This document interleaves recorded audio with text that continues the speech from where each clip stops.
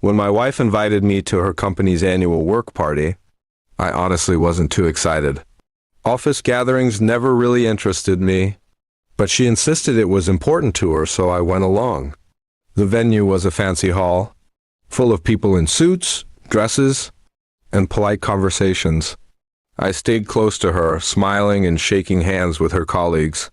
That's when I noticed a man watching me with a smug expression.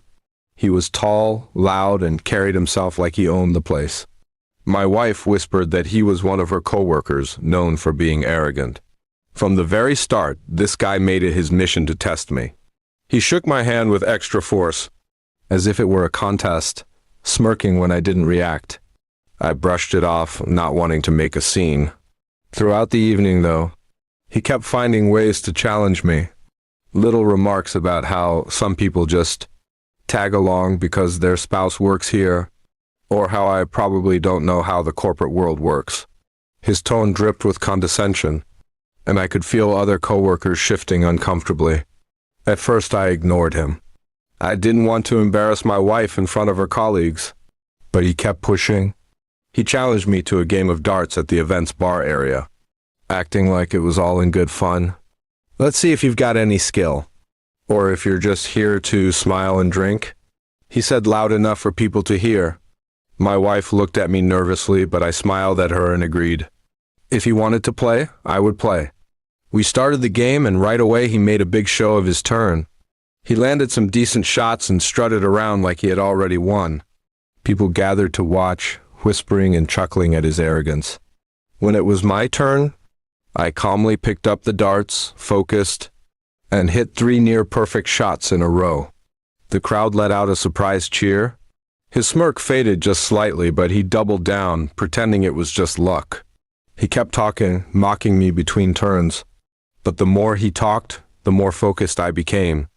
By the final round, I landed a bullseye that sealed my win.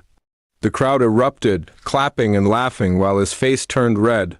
He tried to brush it off with a laugh, but everyone could see the embarrassment written all over him. My wife's eyes lit up with pride, and I could see how much it meant to her that I didn't let him walk all over me. Still, he wasn't ready to stop. He moved on to arm wrestling, loudly asking if I was man enough to take him on. I sighed, but sat at the table. The crowd gathered again, eager for another showdown. He tried to intimidate me with trash talk, but as soon as our hands locked, it was over in seconds. I slammed his hand down without hesitation, and the place erupted once more. His arrogance shattered right there, and he sat in stunned silence. The energy in the room shifted. People who usually tolerated his behavior were now openly laughing at him. My wife couldn't stop smiling, squeezing my hand with pride. The man's arrogance had backfired spectacularly, and for once, he wasn't the center of attention, he was the joke. I didn't gloat, I just stood, thanked everyone, and walked away with my wife by my side.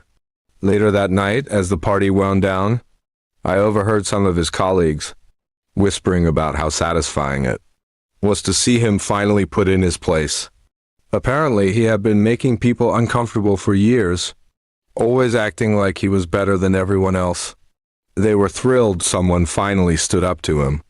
On the way home, my wife admitted she had been nervous all evening, worried I'd lose my patience or that he would humiliate me. Instead, she said she had never been more proud. "You didn't just win," she told me. "You showed everyone how to handle arrogance without losing your cool." Her words meant more to me than any applause at the party. In the days that followed, she told me that the atmosphere at work had changed. Her coworkers couldn't stop talking about how her husband had put the arrogant man in his place. He, on the other hand, had gone unusually quiet at the office, his swagger toned down. People finally saw through his act, and he was no longer untouchable. For me, it wasn't about proving strength or showing off. It was about standing up when someone tried to cross the line. Respect isn't earned by arrogance or intimidation, it's earned by actions. That night, I didn't just defend myself. I showed my wife that no one could belittle me or her by extension. Looking back, I realized the whole situation could have gone differently if I had lost my temper. But instead, staying calm and letting my actions speak was the best decision I could have made.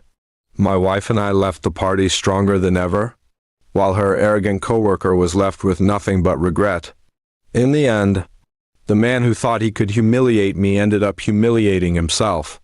My wife's proud smile that night was all the victory I needed.